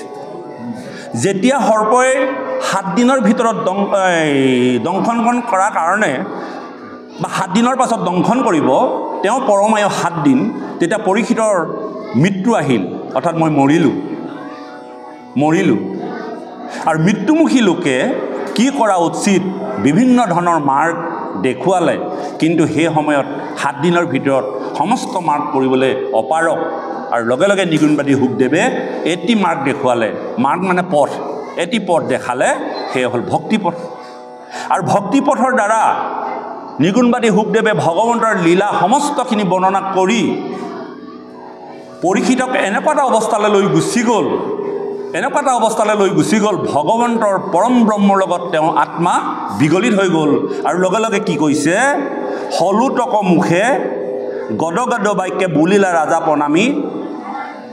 হলুটক মানে লুটক জড়িত, তাৰমানে চকুত চকু পানী লগাই গদগদ বাক্যে মানে দম ভালি কোৱা কথা নহয়। আমি যেতিয়া দুখ লাগে, সুখ লাগে, কথাবিলাক আমাৰ ঠুকাঠুকি নহয় জানো? যেনেধৰণে আমি বাক্যবিলাক কওঁ তেনেকৈ ক'ব নোৱাৰোঁ, গদগদ বাক্য হয়, ঠুকাঠুকি ভাৱ হয়। আৰু পৰীক্ষিতে ভগৱন্তৰ চৰণত দণ্ডতে পৰি কীৰ্তাঞ্জলি কৰি তেওঁ হলুটকে গদগদ বাক্যে কৈছে যে কহি পৰমাৰ্থ কৰিলা কৃতাৰ্থ তৰিলো আমি। হে গুৰুদেৱ, এই 7 দিন তুমি পৰম অৰ্থ কথা কৈ মোক জীৱনটো তৰাই দিলা। মই ৰাস্তাটো দেখি পালোঁ, মই যিখন ঘৰৰ পৰা আহিছিলোঁ প্ৰকৃততে সেইখন ঘৰলৈ যোৱাৰ ৰাস্তাটো দেখি পালোঁ। বা সমস্ত আমি সকলোৱে এখন ঘৰৰ পৰা আহিছোঁ, নহয়নে বাৰু? আজি আপোনালোকে আহিছে অনুষ্ঠানলৈ, অনুষ্ঠান শেষ হ'ব, আকৌ নিজৰ নিজৰ গৃহবিলাকলৈ গুচি যাব। আপোনালোকে ৰাস্তাটো চিনি পায়। ময়ো হয়তো চিলাপথাৰৰ পৰা আহিছোঁ, যিটো ৰাস্তাই আহিছোঁ সেইটো ৰাস্তাই গুচি যাম, হয়তো কেতিয়াবা আমি বেলেগ ৰাস্তাই গুচি যাব পাৰোঁ। কিন্তু আমি যিখন ঘৰৰ পৰা আহিলোঁ জীৱবিলাক, আমাৰ লক্ষ্য আৰু উদ্দেশ্য কি? এই জগতলৈ আমি ভগৱন্তই যেনেকৈ লীলা অৱতাৰ কৰিবলৈ আহে, ঠিক তেনেকৈ আমাকো পঠিয়াইছে কিছু কাৰ্য সাধন কৰিবৰ কাৰণে। কিন্তু আমি এই সংসাৰখনলৈ আহি মায়াৰ পাশত পৰি আমি যে আকৌ ঘূৰি যাব লাগিব, সেই ৰাস্তাটো আমি পাহৰি গ'লোঁ। যে কোনটো ৰাস্তাই আহিছিলোঁ, আকৌ ক'লৈ যাব লাগিব। ভগৱন্তৰ হৃদয়ৰ পৰা জীৱবিলাক আহিছে এই ধৰাধামলৈ, আকৌ আমি ভগৱন্তৰ হৃদয়লৈকে গুচি যাব লাগিব, কিন্তু আমি যাব নোৱাৰাৰ কাৰণে আমি এই সংসাৰখনত 84 যোনিত বা জন্মত অতিক্ৰম কৰি ঘূৰি থাকিব লগা হয়। আপোনালোকে আজিকালি নহয়, আগতে যেতিয়া হাবি জংঘল আছিলে, আমাৰ লোকসকলক ৰাতি পৰুৱাই পায় বুলি কয়, নহয়নে বাৰু? পাইছে নাই কাৰোবাৰ? আপোনালোকৰ হয়তো আজিকালি নহ'ব, আজিকালি মানে গুগলত মাৰি দিলে লোকেশ্যন ওলাই যায়। কিন্তু সেই মই তাহানি দিনৰ কথা কৈছোঁ, আমাৰ দেউতাহঁতৰ দিনৰ কথা কৈছোঁ। তেতিয়া কিন্তু ৰাতি পৰুৱাই পায়, ওলাবগৈ লাগে ক'ৰবাত, ওলাইগৈ ক'ৰবাত।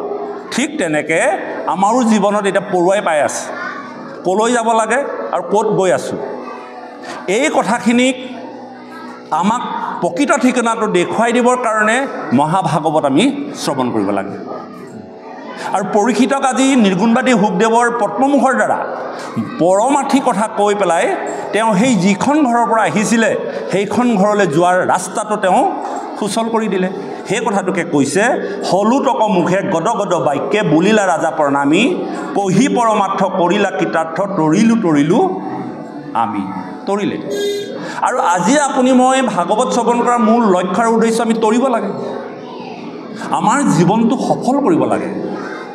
4 পুৰুষাৰ্থ আমি সাধন কৰিব লাগে। 4 পুৰুষাৰ্থৰ কথা কৈছে, ধৰ্ম, অৰ্থ, কাম, মোক্ষ।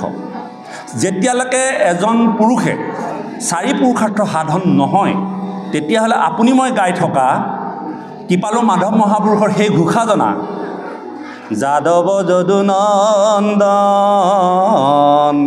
মাধৱ মধুসূধন তুমি নিত নিৰঞ্জন নাৰায়ণ তোমাক লৈলো হৰণ ইবাৰ কৰুণাময়ী হৰি কমলাপতি মোৰে নচাৰিবা নাৰায়ণ অৰুণ চৰণ তলে হৰি কমলাপতি সৈতে সৈতে পখিলো হৰণ হৰি চৰণত হৰণ লৈলো হৰি নাৰায়ণ মানৱী জনম সফল কৰিলো হৰি নাৰায়ণ আমি গাওঁহে আমাৰ মানৱী জনম সফল হৈছেনে তাত কিন্তু প্ৰত্যেকটো শব্দ অতীতত কৈছে কৰিলোঁ বুলি কৈছে মানৱী জনম সফল কৰিলোঁ হৰি নাৰায়ণ মই মানৱী জনম সফল কৰিলোঁ আপুনি মই বুকুত হাত থৈ ক'ব পাৰিমনে মোৰ জীৱন ধন্য হ'ল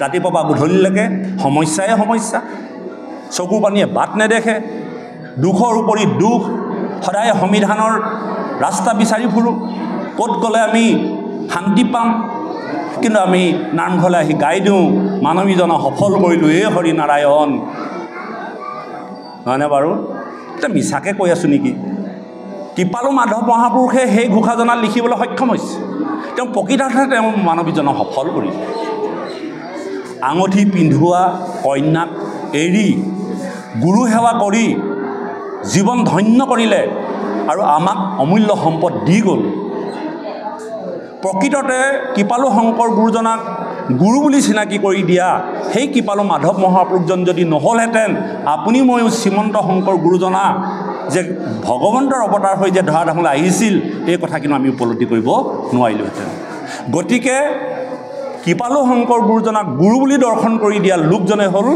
মাধৱ মহাপুৰুষ গতিকে মাধৱ মহাপুৰুষ আমাৰ গুৰু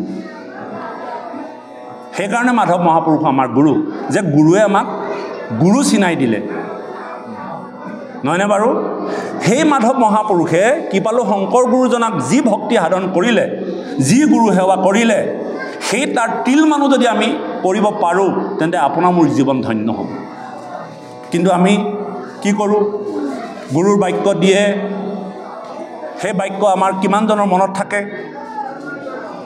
বাপজনাই কৰি গৈছিল শৰণ ভজনৰ কথা শৰণ ল'লোঁ গুৰুৰ ওচৰত আশ্ৰয় ল'লোঁ কিন্তু ভজন হ'ল মই আপোনাৰ হ'ব পোনপটীয়াকৈ কৈছোঁ তেখেতৰ লগতে সংযোগ কৰি শৰণ প্ৰকৃত বস্তু শৰণ হ'ল আশ্ৰয় গুৰুৰ দ্বাৰা ঈশ্বৰক চিনাই দিয়ে আৰু এই যে ঈশ্বৰক চিনাই দিয়া শৰণ ব্যৱস্থাটো কাৰ্যকৰী কৰিবৰ কাৰণে যিমানখিনি কৰ্ম কৰা হয় সেইখিনিয়ে ভজন পোনপটীয়া কথা তাত কি কি আছে সকলো সোমাই থাকিব হয় আমাৰ বাপজনে প্ৰশ্ন কৰিছিলে যে ভোজ ৰান্ধিবৰ কাৰণে দেউতাহঁতক খুৱাবৰ কাৰণে নাম গাবৰ কাৰণে শৰাই সজাবৰ কাৰণে সেইখিনি কৰিবৰ কাৰণে ভজন লোৱা হৈছে সেইখিনিৰ মাধ্যমেদিহে ঈশ্বৰক পোৱা যাব যদি মই পিতৃ মাতৃক ভোজন বা ভোজন কৰাবৰ কাৰণে যদি গুৰু বাক্য নলওঁ মোৰ পিতৃ মাতৃক নৰকত পৰিব হয় মোৰ পিতৃ মাতৃক খুৱাবৰ কাৰণে মই ভজন লৈছোঁ মোৰ পিতৃ মাতৃ গুৰু মই গুৰুক কেনেকৈ এমুঠি ভগৱন্তৰ চৰণত নাম অৰ্পণ কৰি মই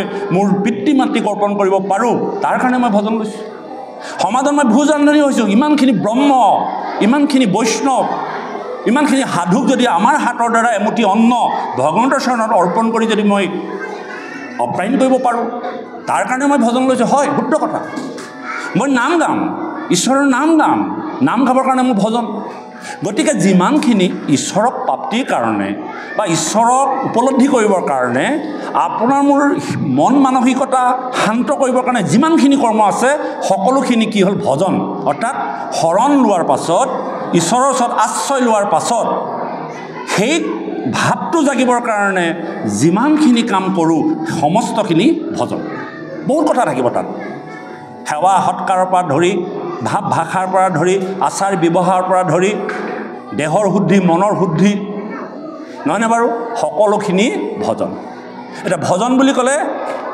আমি এটা কথা ক'লে নহ'ব শৰণৰ লগত ঈশ্বৰক ভজিবৰ কাৰণে যিমানখিনি কৰ্ম কৰা হয় সমস্তখিনি ভজন পোনপটীয়াকৈ আপোনালোকক কৈছোঁ তাত আৰু বহুত কথা ভাবি বহুত ধৰণৰ অকাপেকাই কৈ লাভ নাই যে শৰণক কাৰ্যকৰী কৰিবৰ কাৰণে যিমানখিনি কৰ্ম কৰা হয় এজন ভকত আহিছে ভকতজনক এখন আসন পাৰি বহিবলৈ দিয়াটো ভজন। আপুনি ভাগৱত গাবৰ কাৰণে আসনখন লৈছে, ভগৱানৰ নাম লৈ হে ভজন। কাৰণ প্ৰত্যেকটো কথাতে ভগৱানৰ নাম সংযুক্ত কৰি যি কাৰ্য কৰিব সেইখিনি হ'ল ভজন, তাত সকলো কথা সোমাই থাকিব। গতিকে কহি পৰমাৰ্থ কৰিলা কৃতাৰ্থ তৰিলোঁ আমি, পৰীক্ষিতৰ নিচিনাকৈ আমিও জীৱনটো তৰিব লাগিব। হে ৰাম যিটো মহাহৰি ব্ৰহ্মায়াদি কৰি মোহিত যাৰ মায়াত মোহ অন্ধকাৰ গুচায়া আমাৰ কৰাইলা তাংক সাক্ষাৎ।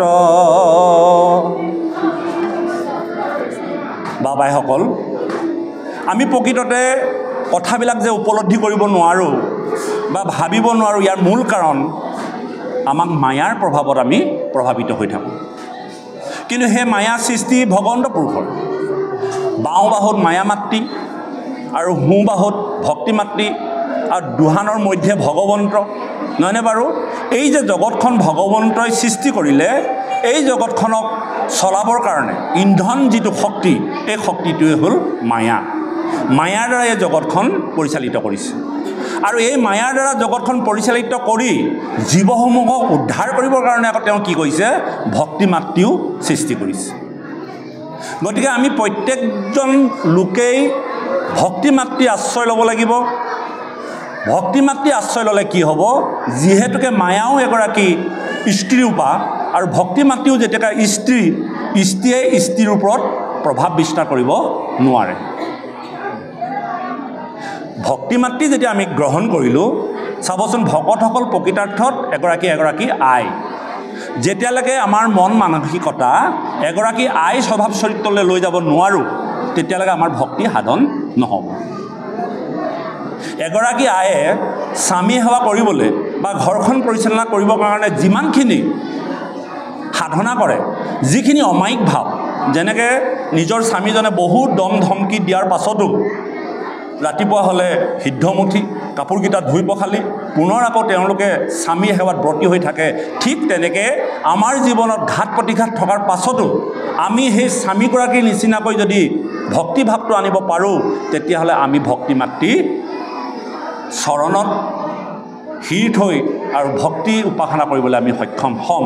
গতিকে এই ভক্তি মাতৃ যেতিয়ালৈকে আমাৰ প্ৰাপ্ত নহয়, তেতিয়ালৈকে আমাৰ কেতিয়াও ভক্তি সাধন নহয়।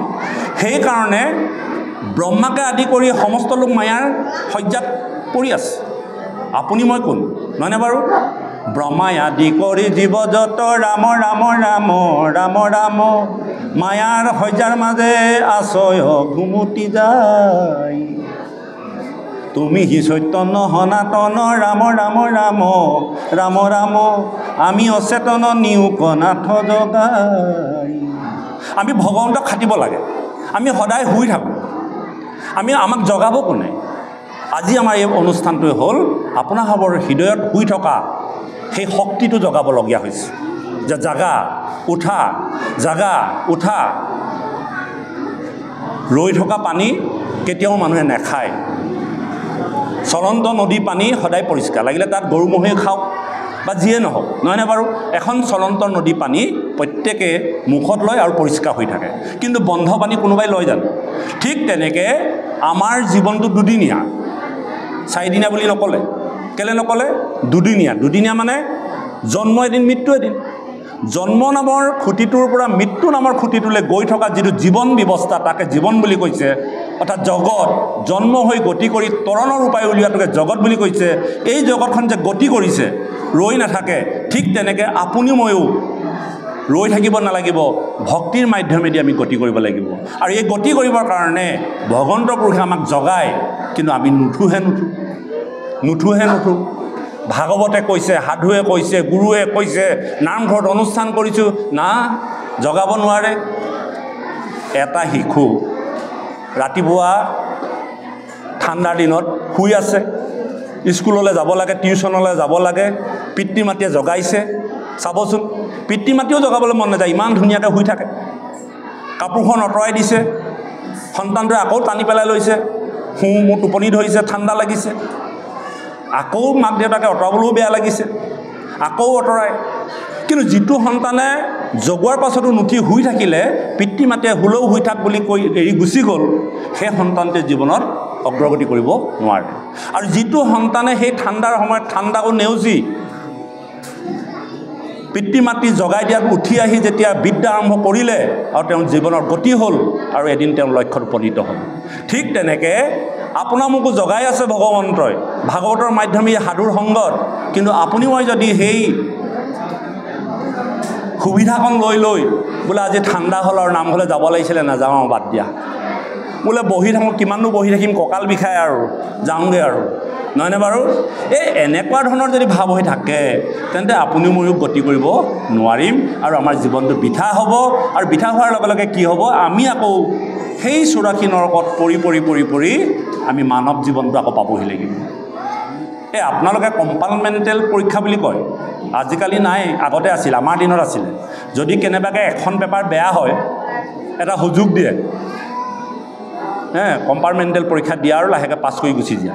আৰু সেই পৰীক্ষাটো বৰ টান নহয়, অকণমান ঢিলাই দিয়ে, কাৰণ ইমানকেইখন পেপাৰত পাৰ হ'লেই এখনহে আছে, যেনে তেনে এখন পাৰ হৈ গুচি যা। সেই মেট্ৰিক পৰীক্ষাৰ পাছতে 3 মাহমানৰ কোৰ্চত সেই কম্পাৰ্টমেণ্টেল পৰীক্ষাটো হয়, নহয়নে বাৰু বাপ? যিসকলে আগৰ লোক জানে। এতিয়া আমাৰ ভকতি লাইনত সেই কথাটো এটা প্ৰাসংগিকতা আছে। এই যে কলিযুগটো এটা কম্পাৰ্টমেণ্টেল, আপোনাৰ ভাবে ইমান দিন আহি 84 নৰক ভুঞ্জি মনুষ্য জন্ম পালেহি, এটা আপোনালোকক সুযোগ দিছে কম্পাৰ্টমেণ্টেল, যে ইমানখিনি তোমালোকে অতিক্ৰম কৰি আহিলা, এতিয়া তোমালোকক মনুষ্য জীৱন দিছোঁ, যেনে তেনে তুমি এই পৰীক্ষাটো দি পেলাই উত্তীৰ্ণ হৈ গুচি যোৱা। কিন্তু কম্পাৰ্টমেণ্টেলতো যদি ফেইল কৰে, তেতিয়াহ'লে পুনৰ আকৌ নাম লগাব লাগিব। আমাক এটা সুযোগ দিছে, ধন্য নৰতনু ভাল, ধন্য ভাৰতবৰ্ষে, নহয়নে বাৰু? কলিযুগটো ধন্য, নৰতনুটো ধন্য, ভাৰতবৰ্ষখন ধন্য, আৰু এটা ধন্য হ'লে আমাৰ কি হয়, 4 পুৰুষাৰ্থ সাধন হয়। কি এইটো? যদিহে আমি ঈশ্বৰৰ কথা, ভক্তিৰ কথা যদি সংযোগ কৰি দিওঁ। গতিকে আমি কি কৈ আছিলোঁ, 4 পুৰুষাৰ্থ সাধন আমি কৰিবই লাগিব। 4 পুৰুষাৰ্থ সাধন কৰিবলৈ যাওঁতে সৰ্বপ্ৰথম সাধনাটো কি? ধৰ্ম অৰ্থ কাম মুখ্য। এতিয়া আমাক ভাগৱতে কৈ আছে ভাগৱত ধৰ্ম, 3য় স্কন্ধটো কৈছে ভাগৱত ধৰ্ম, কপিল দেৱহতী পাঠটোতো ভাগৱত ধৰ্মৰ কথা কৈছে, 12ক স্কন্ধটো ভাগৱত ধৰ্মৰ কথা কৈছে, বহুত ধৰণৰ ভাগৱত ধৰ্মৰ কথা কৈ আহিছে, যিটো আমাৰ 4 পুৰুষাৰ্থৰ প্ৰথম সাধনা। এতিয়া ধৰ্ম আমি কেনেকৈ সাধন কৰিম? বাইসকল, ধৰ্ম সাধন কৰিবৰ কাৰণে 7টা প্ৰক্ৰিয়া আছে। 7টা প্ৰক্ৰিয়া যদি আপোনাৰভাৱে অনুকৰণ কৰে বা অনুশীলন কৰে, তেন্তে 7টা প্ৰক্ৰিয়া কৰি দিলে আপোনালোকে ধৰ্ম সাধন হৈ যাব। 4 পুৰুষাৰ্থৰ প্ৰথমটো সাধনা ধৰ্ম, এইটো কিন্তু আপোনালোকৰ সাধন হৈ যাব। প্ৰথম সাধনাটো কি? স্থানৰ শুদ্ধিতা। যিডোখৰ ঠাইত আপুনি বহিব, য'ত আপুনি ঈশ্বৰ উপাসনা কৰিব, য'ত ধৰ্ম সাধন কৰিবলৈ যাব, সেই ঠাইডোখৰ শুদ্ধিতা কৰি ল'ব লাগিব। সেই ঠাইডোখৰ বুলি ক'বলৈ যাওঁতে স্থান, যেনেকৈ আমাক ধন্য ভাৰতবৰ্ষ বুলি ক'লে, ভাৰতবৰ্ষৰ যিটো জলবায়ু, এই জলবায়ুটো ঈশ্বৰ সেৱা কৰিবলৈ সুবিধা, ঠাণ্ডাও নহয় গৰমো নহয়। কিন্তু বেলেগ দেশত সেইটো নাই, য'ত ঠাণ্ডা দেশ ঠাণ্ডাই, য'ত গৰম দেশ গৰমেই। গতিকে ভাৰতবৰ্ষত ঠাণ্ডা আৰু গৰমৰ সমাহাৰ, পৰ্বত পাহাৰ নদ নদী ভৰি আছে। গতিকে সাধকসকলে ঈশ্বৰ সাধনা কৰিবৰ কাৰণে ভাৰতবৰ্ষ পুণ্যভূমি বুলি কৈছে। ঠিক তেনেকৈ আপুনি মই ধৰ্ম সাধন কৰিবৰ কাৰণে এটুকুৰা স্থান নিৰ্ণয় কৰিব লাগিব, যেনেকৈ গুৰুজনে আমাক এই পবিত্ৰ স্থানকণ দি থৈ গৈছে, নহ'লে নিদিলেহেঁতেন। ধৰ্ম সাধন কৰিবৰ কাৰণে এই প্ৰথম প্ৰক্ৰিয়াটো হ'ল স্থানৰ শুদ্ধিতা। ইমান ধুনীয়াকৈ ৰাখিছোঁ, আৰু এই স্থানত সমস্ত বাপ বৈষ্ণৱ আইসকলে বহি আজি ঈশ্বৰ সাধনা কৰিব পাৰিছোঁ। দ্বিতীয়টো কি? প্ৰথমটো মই ক'লোঁ। দ্বিতীয়টো হ'ল দেহৰ শুদ্ধিতা। এই জেগাটোকলৈ আহিবৰ কাৰণে আজি প্ৰত্যেকগৰাকী আয়ে, প্ৰত্যেকজন বাপে কিমান সুন্দৰকৈ সাজি পাৰি আহিছে। ঘৰত থকা ভাগেতো অহা নাই, স্নান কৰিছে, নিজৰ নিত্যকৰ্ম কৰিছে, ফুট লগুণ লৈছে, তিলক লৈছে, নহয়নে বাৰু? সুন্দৰভাৱে আহিলে, অৰ্থাৎ দেহৰ শুদ্ধিতাটো লাগিব। এতিয়া দেহৰ শুদ্ধিতাটো কৰিবলৈ যাওঁতে আমাৰ তাত বহুতখিনি কথা সোমাই থাকিব। গুৰুৰ বাক্য মতে আমি কেনেকৈ শৌচাচাৰ গ্ৰহণ কৰিলোঁ, আৰু দেহৰ শুদ্ধি কৰিবৰ কাৰণে আমাৰ খাদ্য সংস্কাৰ আহিলে, খাদ্যৰ কথাখিনি তাত সোমাই থাকিলে। আমি ৰাজসিক খাদ্য খাম নে তামসিক খাদ্য খাম নে সাত্বিক আহাৰ খাম, গতিকে এই কথাখিনি তাত সোমাই থাকিলে। গতিকে এই কথাখিনি যেতিয়া আমি নিয়ন্ত্ৰণ কৰি দিম, তেতিয়াহ'লে আমাৰ ধৰ্ম ৰক্ষা কৰিবৰ কাৰণে বা চাৰি পুৰুষাৰ্থ সাধনৰ ধৰ্ম ৰক্ষা কৰিবৰ কাৰণে দ্বিতীয়টো পদক্ষেপ আমি পাৰ কৰিব পাৰিম। দ্বিতীয়টো পদক্ষেপ কি? দেহৰ শুদ্ধিতা। তৃতীয়টো হ'ল কালৰ শুদ্ধিতা, সময়ৰ আমাক শুদ্ধিতা লাগিব। আমি যিকোনো সময়তে ঈশ্বৰ সেৱা কৰাৰ কথা আমাক গুৰুৱে নাই কোৱা। 3 সন্ধ্যাৰ কথা কৈছে, 3 সন্ধ্যাৰ কথা কৈছে, পুৱা, দুপৰীয়া আৰু সন্ধিয়া, নহয়নে বাৰু? বোলে 3 সন্ধ্যাৰ কথা কোৱাৰ উপৰিও যদি আপুনি সময়ৰ শুদ্ধিতাটো নাথাকে, কালক্ষণৰ সময়ত যদি ঈশ্বৰ সাধনা কৰে, তেতিয়াহ'লে ঈশ্বৰ সাধনাই আপোনাক হয়তো ফলপ্ৰসূ নিদিবও পাৰে। যদিও আমাক অবিৰাম অবিশ্ৰাম নাম ল'বলৈ কৈছে, সেয়া হ'ল আপোনাৰ ব্যক্তিগত কথা, কিন্তু আপুনি ধৰ্ম সাধন কৰিবলৈ যাওঁতে সময়ৰ শুদ্ধিতাটো আমাৰ প্ৰয়োজন আছে। 3টা মই প্ৰণালীৰ কথা ক'লোঁ। 4 নম্বৰ প্ৰণালীটো ক'লোঁ ভাৱৰ শুদ্ধিতা। আপোনাৰ ভাৱ শুদ্ধ হ'ব লাগিব। আপুনি কাম কৰিছে, ধূপ ঘূৰাইছে, শৰাই সজাইছে, ভাৱনাটো কিন্তু বেলেগত আছে। যদি ভাৱনাটো যদি সেই গুৰু বাক্যৰ লগত সংযুক্ত কৰি যদি দ্ৰব্য অৰ্পণ নকৰে, তেতিয়াহ'লে ভাৱৰ যদি শুদ্ধিতা নাথাকে, তেতিয়াহ'লে আপুনি আগবাঢ়িব নোৱাৰিব। আৰু ভাৱৰ শুদ্ধিতা কৰিবৰ কাৰণে প্ৰথম 3টা প্ৰণালী কিন্তু আপুনি পালন কৰিব লাগিব। যদি আপোনাক জেগাটুকুৰা সমান নহয়, এটাঙুনীয়ামূৰীয়া হয়, প্ৰখৰ ৰ'দত বহি পেলাই যদি আপোনাক ঈশ্বৰৰ সেৱা কৰিবলৈ কয়, যদি আপোনাৰ শৰীৰটো শৌচাচাৰ নহয়, তেন্তে আপোনাৰ ভাৱৰ শুদ্ধিতা নাহিব। কেনেকৈ নাহিব? বহুত লোকে প্ৰশ্ন কৰে যে আমি স্নান নকৰিলে কি ঈশ্বৰ সাধনা কৰিব নোৱাৰিম নেকি? নোৱাৰে। আমি কিয় স্নান কৰিব লাগে? আমি স্নান কৰিব লাগে আমাৰ শৰীৰৰ 9খন দুৱাৰ উপৰিও প্ৰতিটো নোমৰ গুৰিয়ে গুৰিয়ে শৰীৰৰ যিখিনি বেয়া বস্তু, বীজাতীয় বা অপদাৰ্থ, সেইখিনি ওলাই আহে, নহয়নে বাৰু? গৰম দিনত আমাৰ গাবিলাক গোন্ধায়, ঘাম হিচাপে ওলাই আহে। গতিকে আমি কি কৰিব লাগিব? দেহৰ শুদ্ধিতাৰ কাৰণে আমি স্নান কৰিব লাগিব। যদি দেহৰ শুদ্ধিতা নাথাকে, তেতিয়া আপোনাৰ গাটো খজুতি উঠিব, কিবা হ'ব। গতিকে ধৰ্ম সাধন কৰিবলৈ যাওঁতে 4 নম্বৰ সাধন প্ৰক্ৰিয়াটো ভাৱৰ শুদ্ধিতা কৰিবৰ কাৰণে আপুনি আগৰ 3টা সাধনা কৰিব লাগিব। তাৰপাছত আহিলে কি? 5 নম্বৰটো মন্ত্ৰৰ শুদ্ধিতা। গুৰুৱে যি মন্ত্ৰ দিছে, যি বাক্য দিছে ঈশ্বৰক সাধনা কৰিবৰ কাৰণে, সন্তসকলে যি উপদেশ দিছে, এই মন্ত্ৰৰ যদি শুদ্ধতাটো নাথাকে, তেতিয়াহ'লে আমাৰ ধৰ্ম ৰক্ষা কৰাত কেতিয়াও আমি ফলপ্ৰসূ হ'ব নোৱাৰিম, নহয়নে বাৰু? ভুলে শুদ্ধই যদি আমি গাওঁ, হ'ব জানো? বাপজনক মাতিব লাগিছিল গোবিন্দ বুলি, মাতিলোঁ ৰাম বুলি। বাৰু গোবিন্দ ৰাম একেই, নহয়নে বাৰু? যিজনে যিজনৰ নাম মাতিলে ঘূৰি চায়, ঠিক তেনেধৰণে ঈশ্বৰকো ঈশ্বৰৰ নামেৰে কেনেকৈ গুৰুৰ বাক্য পালন কৰি যিটো কথা আজি নিগুণবাদী শুকদেৱে কৈছে যে তুমি মোক পৰমাৰ্থিক অৰ্থ ক'লা, আৰু সেই পৰমাৰ্থিক অৰ্থ কৈ পেলাই মোক কি কৰিলা? তাৰিলা।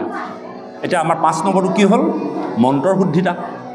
6 নম্বৰটো আহিলে আমাৰ বিবেকৰ, বিচাৰৰ শুদ্ধিতা। আমি বিচাৰ কৰিব লাগিব। আমি আজি বিচাৰ কৰিব নোৱাৰোঁ কোনটো পথেৰে গ'লে আমি ভগৱন্তৰ ভক্তি সাধনা হ'ব, কোনটো পথেৰে গ'লে আমি ঈশ্বৰ প্ৰাপ্তি হ'ব, কোনটো পথেৰে গ'লে আমি কি কৰিব লাগিব। আমাৰ বিচাৰৰ শুদ্ধিতা নাই। এই বিচাৰৰ শুদ্ধিতাটো কিন্তু আমি আনিব লাগিব, নহয়নে বাৰু? আৰু 7 নম্বৰটো কি হ'ল? 7 নম্বৰটো হ'ল গুৰুৰ বাক্য সঠিক মতে পালন কৰা।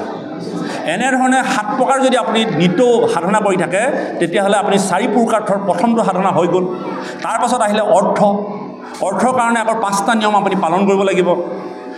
পিতৃ মাতৃৰ আশীৰ্বাদ নহ'লে কেতিয়াও ধন, টকা, পইচা, অৰ্থ সংগ্ৰহ নহয়। যিজন সন্তানে পিতৃ মাতৃৰ আশীৰ্বাদ নোহোৱাকৈ অৰ্থ উপাৰ্জন কৰিছে, তেওঁ অৰ্থ উপাৰ্জন কৰিব পাৰিব, কিন্তু এদিন তেওঁ সেই অৰ্থ বিপথে যাব। প্ৰথম কথা। দ্বিতীয়তে হ'ল উদ্যম লাগিব অৰ্থ উপাৰ্জন কৰিবলৈ হ'লে। উদ্যম যদি নাথাকে, অৰ্থ উপাৰ্জন কৰিব নোৱাৰে। তৃতীয়টো হ'ল গুৰুৰ আশীৰ্বাদ লাগিব। গুৰুৰ আশীৰ্বাদৰ অবিহনে কেতিয়াও অৰ্থ সাধন নহয়। 4 নম্বৰটো হ'ল ঈশ্বৰৰ কৃপা। ঈশ্বৰৰ কৃপা নহ'লে অৰ্থ সাধন নহয়। আৰু সেই অৰ্থখিনি উপাৰ্জন কৰিবলৈ মনত এটা সৎ অভিলাষ লাগিব। যদি সৎ অভিলাষৰ দ্বাৰা অৰ্থ উপাৰ্জন নহয়, সেই অৰ্থই আপোনাৰ 4 পুৰুষাৰ্থ সাধন কৰিব নোৱাৰে। মই এটা কাহিনী ক'ম আপোনালোকক, শুনি ভাল পাব। অৰ্থ উপাৰ্জন কৰাটো এটা ডাঙৰ কথা আমাৰ। আজি আমি অৰ্থ উপাৰ্জন কৰিব নজনাৰ কাৰণেই আমাৰ জীৱনত ব্যতিক্ৰম ঘটিছে। এজন সাধু আহিছিল